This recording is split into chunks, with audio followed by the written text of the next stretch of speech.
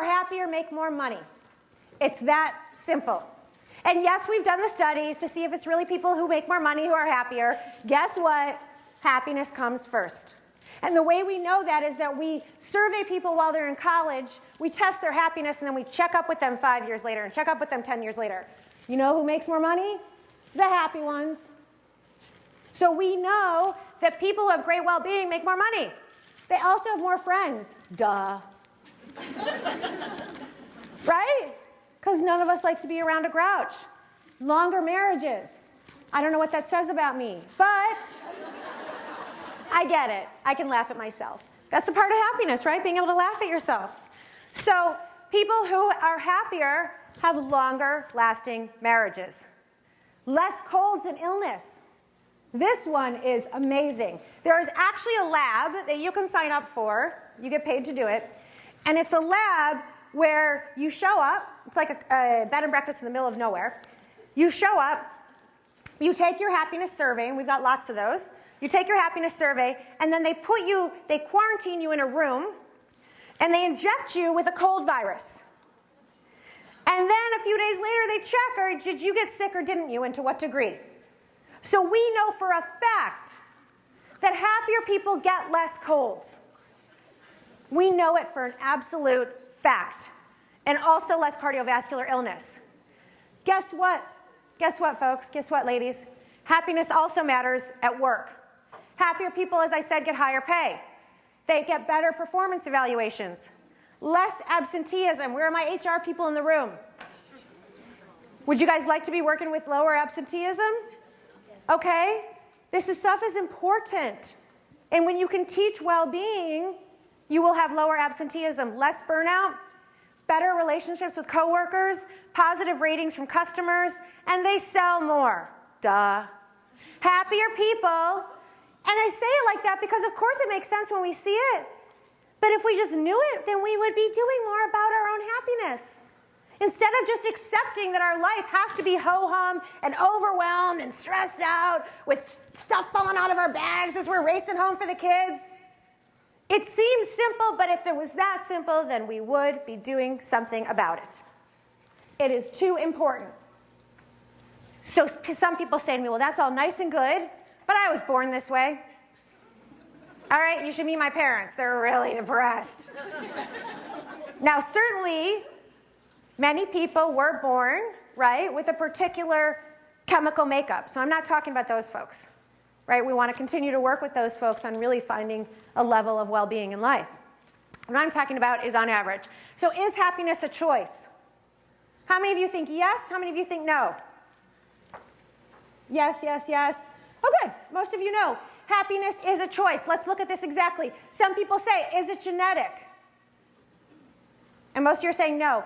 There is a part of your happiness that is genetic. There's a part of your happiness that is genetic. It's actually about 50%. What we know from studies that we took twins who were separated at birth and then later tracked their own well-being, we know that there is a set point that's based on your genetics, right? Now, we want you to be at the higher part of your set point, not the lower. So if you're a really happy person and your parents are still with us, go home tonight and call them and say thank you.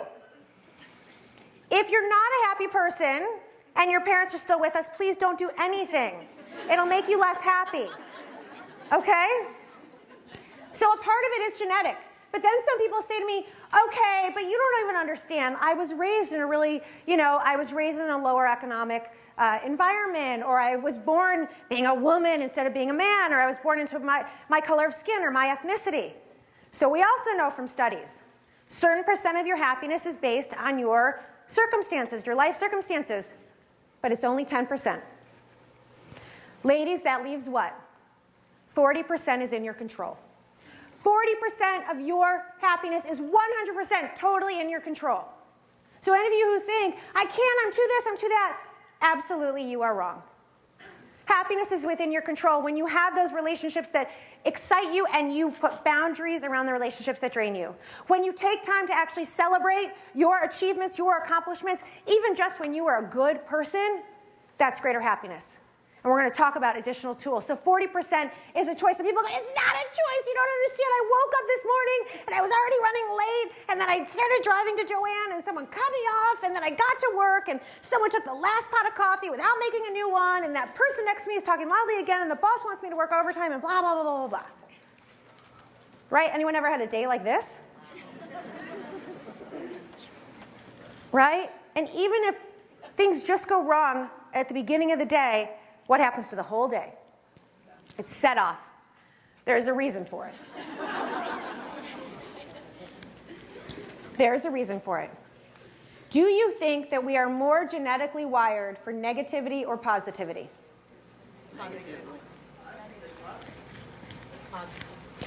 Negativity. Negativity. The negative is much stronger than the positive. Why? Any ideas? It is easier. It's louder to us, right? We hear the negative more than the positive in our head. The reason is survival. Our ancestors had to survive in the desert, and they were constantly looking for threat. Where's the threat? Where's the threat? Where's the threat? Right? So we developed a very strong part of our brain called the reptilian brain or the amygdala. It's connected to your brainstem. Okay? That part of your brain is always trying to survive. It is so strong, reptiles have the same part of their brain, exactly the same. So it's always on the look for threat. That's why when your husband leaves his socks on the floor, you feel it as a threat. Because I gotta say, I'm looking over there and we're not hungry for food anymore. And we've got shelter overhead. Not everybody, but those of us in this room probably. Our body doesn't know the difference. When we feel threatened, like we get an email at 5 o'clock on a Friday, from your boss, I need to see you Monday morning. That feels like that, right? So when our autonomy is threatened, when our competence is threatened, when our relationships are threatened, we have the same response. Fortunately, we also have a higher level thinking brain. It's a part of your brain that is responsible. It's up here. Amygdala back here. Higher level thinking is your human brain. It's your prefrontal left cortex. That's a part of your brain that is responsible for higher level thinking, for creativity, problem solving, relationships, and trust. We're going to talk about how you tap into that brain more. One of the tools we know is that you literally need more positive emotions than negative emotions in order to have an overall sense of well-being.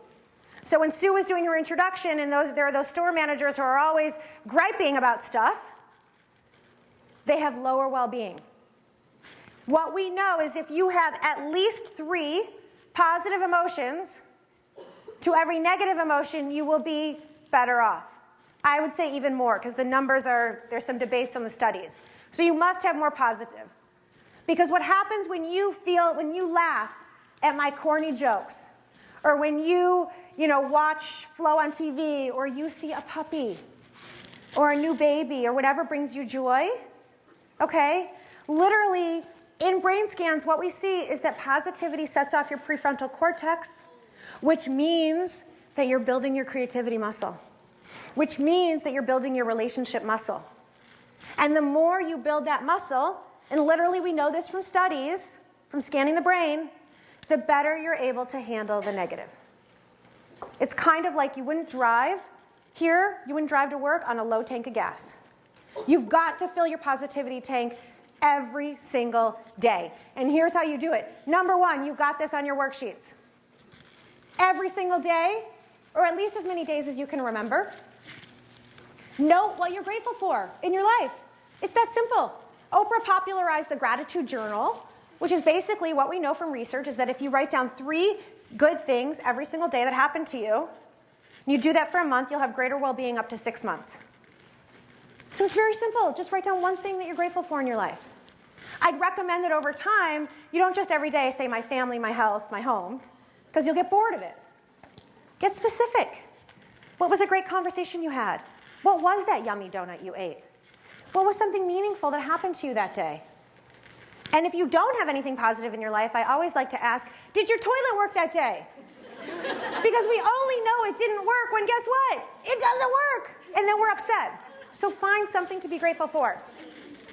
This is a big one, I think, for you all. What inspires you? Who inspires you? Who are the people in your own life, or the people who are on the big screen or wherever it might be, who are so inspiring that you want to look at that person and you say, you know what? I've got what they've got. And I want to do more of that. I want to be more of that. Take note of who inspires you. Take note of what inspires you. And allow it to lift you up and elevate your own potential. Take note of what you're proud of. My gosh, ladies. I bet if I asked every single one of you and I really got to know you, I could find 10 things within 5 minutes that you deserve to be proud of. And most times that I ask women, what are you proud of? You know what they say? My children. I don't doubt that you're all wonderful mothers.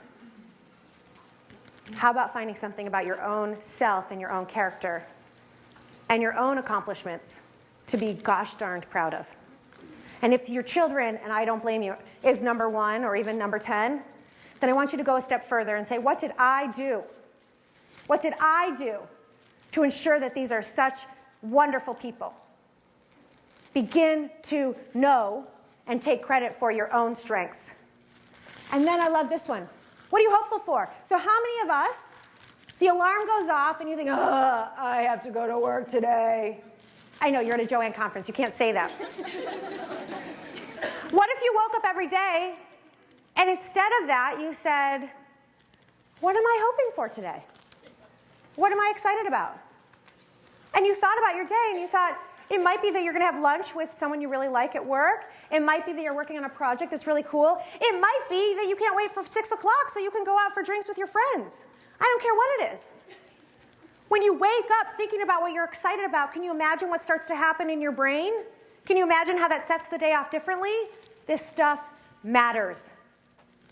So those are general tips, and you can do that every single day.